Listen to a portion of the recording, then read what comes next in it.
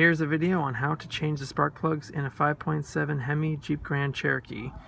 And to know when it's time to change your spark plugs, you want to look inside your owner's manual at the back in the maintenance chart, and you'll see that every 30,000 miles here, we need to change the spark plugs.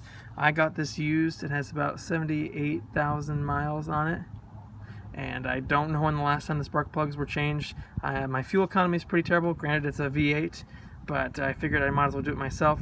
Fairly simple to do, and I'll show you how to do that real quick. Alright, so here's all the tools you're going to need for the job. For my V8, I need 16 spark plugs, and the owner's manual says to get these specific kind. And then next you're going to need a gapping tool to gap your spark plugs properly. I wouldn't trust if you order them from a place saying that they're already pre-gapped. Don't count on it. You'll need a 5/8 socket to get the spark plugs out, a 10mm socket to get the boots off, and a ratchet. I had two because it was easier not to switch back and forth between having my 5/8 and my 10mm on there. And then honestly, all you really need as far as extensions are 2 3-inch extensions. Honestly, with this job, you'll have to finagle taking these off sometimes, putting it on the socket, fishing it down there, and then adding the next extension, then putting on your ratchet. So just know this job can get a little tedious sometimes with trying to make sure that you can get your extension and socket down there, but it is completely doable. I promise you, I just did it myself with these 2 3-inch extensions and the 5/8 socket and any kind of ratchet. And then just some things that might help also is a screwdriver for some of the clips that are hard and stuck on there, 6-inch extension for where it's easier to get in and you don't have to play around with the 2 3-inch ones. And then if your spark plug socket, like mine, doesn't have a boot in it, I don't know if you can see that, see there's no boot in there, then a magnet is super helpful to get that, get the spark plugs out in case they're stuck. Lastly, some gloves or rag just to keep your hands clean, so when you're touching the new plugs you're not getting grease or junk all over them. But yeah, this is all you need to get the job done, and let's show you how to do that real quick. Here's how to gap a spark plug properly. So first you need to pull up your owner's manual for the vehicle, and then if you go to the back of the book you should see a section maintaining your vehicle. And if you look right here for specifically the vehicle I have, a 5.7 liter Jeep Grand Cherokee, you'll see that you need this type of spark plug, which I have based on my box here. Pull that around. So those two match, great. And then next it'll say that you have to have a gap of 0.043 inches. So I'll show you how to do that next. So when you pull the spark plug out of the box, it'll usually come with a protective sheath around the top.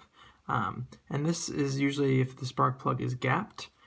Sometimes it's not, but I know that these that I ordered came pre-gapped, quote unquote, and I'll show you why in a second. So as you remember from the picture I just showed you, the gapping distance is supposed to be 0.04 inches. So if we take my gapping tool, which is right here, insert the spark plug gap between, and then just slide it till it gets tight, you'll see, well, that's not 0.043. So to make the gap bigger, we just pull it out, put the spark plug in here, and then very, very lightly, and I mean extremely lightly, because you'll be amazed how much the gap will change with even just a little slight pull. I'll just very lightly pull, and again put that in. Okay, so already right there I'm at 40, so I'm going to try again. Again, baby steps, because if you pull too hard, the spark plug will be useless. So just take your time with this, not a race. Okay, so we're at 41, almost, well, more 42. So now, again, a little bit more. Slight tug. And looks like I'm at 42. So one more time. Again, slight. And getting there. We're just looking for that line to be in the middle of 43. All right, I'm feeling good. All right, so now I went a little too far. I got a little excited. That's probably fine, but I figure I'll just show you how to adjust it in case you do go a little bit too far. So all you have to do is turn your gauge on the back side, and then just carefully apply some pressure, and then we can check our gap again. And I think that is pretty good. I might do a little bit more because I like it to be pretty perfect, but honestly there's a little tiny bit of wiggle room in terms of the gauge of the spark plug, so it doesn't need to be completely perfect, but it's sometimes nice just to know that it's done right before you put them in. So anyway, I'll see how that looks, and it looks like that is where I want to be. I just thought I'd give you another shot of that. So there you go, exactly 0.043 inches. So just do that to all the rest of them, make sure that they're all the right gap, and you'll be ready to start installing these. Alright, so the first part after you've opened up the hood here is to remove the engine cover. You just pull up and then pull up on the back, and now you have access to the top of the engine here. And what we're looking for here are all these boots. Let me see if I get you. There you go. All those boots right there. There's 8 of them, 4 on each side. And we're going to take all those off and replace the spark plugs. So let's do that. Alright, with the cover off, we can go over here to the first coil. I'll hear this connector that will go into the boot right here. And what we want to do is just put our fingers, let me see if we can get some good light here, around here. Just push that in and pull up. So push this in right here, and then slowly pull up. And then, yeah, just kind of finagle that connector out. And now what we can do is get off these 10mm bolts on both sides and pull that boot out. Alright, now I got a better view for you. So here's the boot. There's 2 spark plugs in here, so we're just going to get our 10mm socket and loosen these 2 bolts. Alright, so I cracked the nuts on this loose, again 10mm, and now I'm just going to loosen them both up.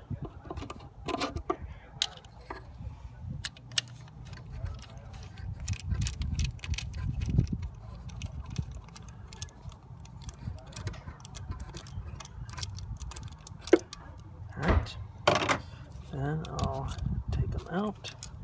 There's 1, and then here's 2.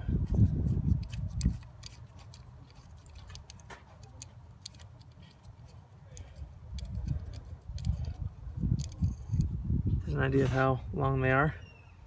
And then all you got to do is, once you get that connector off and those 2 10mm bolts, just pull, and there you go. Now it's time to get the spark plug.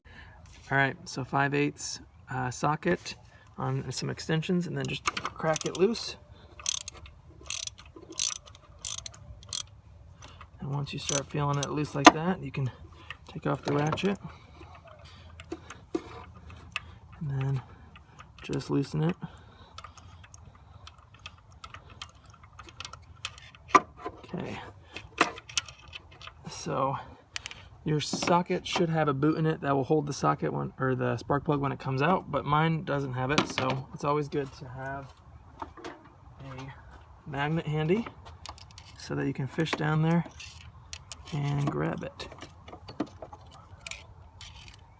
Alright, I gotta go a little bit more. Alright, get my extension on again.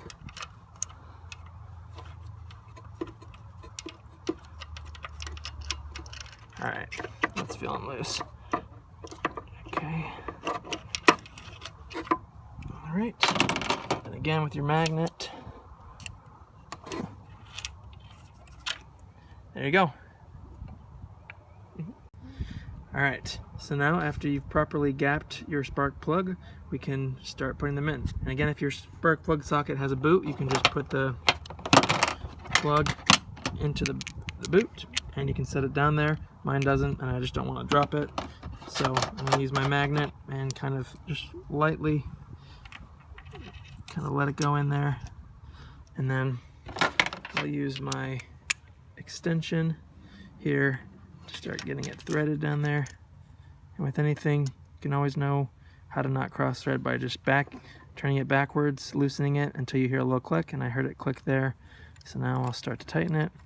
And you shouldn't have any resistance when you have the spark plug go in. If you do, that means you started cross-threading, so you want to just pull it out.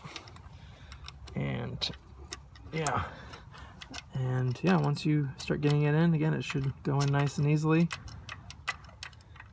And I like to start with the extension to tighten it. And then once we get, can't tighten it anymore, I'll put my ratchet on there. And then just get it till it's snug. Very subjective, but so like that, it's probably pretty snug. Well, a little bit more.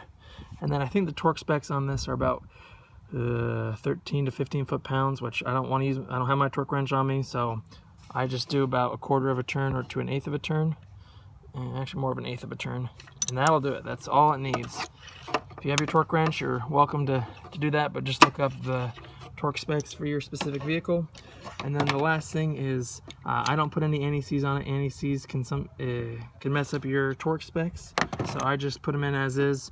But again, you'll want to check with your make and model of spark plug that you get and your vehicle. So yep, just gonna do the other one, same thing, and then repeat the process for the other 3 boots on this side, and then the other 4 on the other side. So 16 in total, but it's the same process over and over.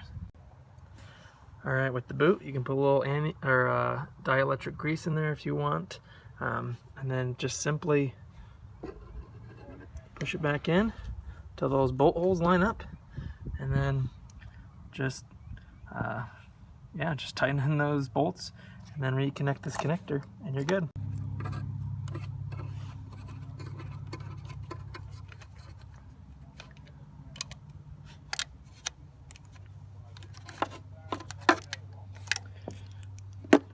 And then I'll go back with a wrench and just snug those down. I mean, they're not on there that tight, so don't go too crazy with it.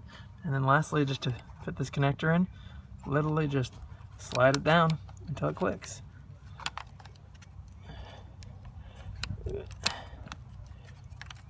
And just like that, you got one of the 8 cylinders done. So yeah, just continue down the same exact process for each one of these, and then go to the other side and repeat the process. So as you can see, I'm kind of just trucking along here, and just wanted to show you one more thing. So it's really important when you're taking off the boots and taking out and reinstalling new spark plugs that you just watch out for all that dust and debris before you take out the spark plugs. You either want to clean that off, wipe it down with a rag. Actually, even better than a rag would be like compressed air, a brush or something, just so you make sure you don't get any of that debris into your engine when you're taking in and out the spark plugs. So just a word of advice, but if you're really careful, you might be totally fine. But yeah, just thought I'd share that with you. Alright, so I'm on the left side here, and just a helpful tip. So I'm doing the closest cylinder here. It was a little tight in there, so what I did to kind of get that boot out was to take off this intake tube. So from the box here, all you got to do is pull it, and then you can just configure it out of your way, and that'll give you enough room to get the boot out. So that's one helpful tip. Alright, so just another quick tip. I think the hardest part for me after doing this job was getting off these clips. Sometimes when I'd push here on the clip in and pull up, sometimes it wouldn't budge. So a helpful tip is if you put the head of a screwdriver or something metal to give you a little bit more strength. Let's see if I can show you. If you just hold it against there as if it was an extension of your thumb, if you just push in like that and then pull up, that sometimes can help you get the leverage you need. That helped me get some of the connectors off when they were kind of tight on there. So just thought I'd give you that tip. But just be careful, because you obviously don't want to push too hard and break them. But in case they're a little stuck on there, that should help you out. Alright, so with all the spark plugs changed, just triple check that all these wires are clicked in nice and down all the way. Check all 8 of them. Make sure if you took off this intake tube that's back on. And yeah, that was really helpful for getting off these 2 boots here. So I strongly recommend that. But once you have all those in, make sure that all those wires are clipped in okay. Start up the vehicle. Make sure no check engine lights come. and you should be good to go. Then this job is finished. All you got to do is put on the engine cover and you're all set to go. If you like this kind of content or want more videos like this, feel free to like and subscribe. That really helps me out. Knowing that you guys like this kind of content, feel free to share with others. And if you have any questions, of course, leave them down below in the comments. I'll link all the tools that I used in this job in the description below, as well as some other helpful ones. And yeah, I hope to see you on the next video. I thought I'd also show you one other helpful tool. I didn't need it for this job, but it is kind of nice in case you are worried about getting into those tight spaces. It is one of these universal jointed spark plug sockets. There's other ones that also have extensions built onto them that are universal. I'll link some of those down in the description in case those help you. But again, honestly, all you really need are 2 3-inch extensions and a 5/8 socket, and that does the job just fine. But just thought I'd share that with you.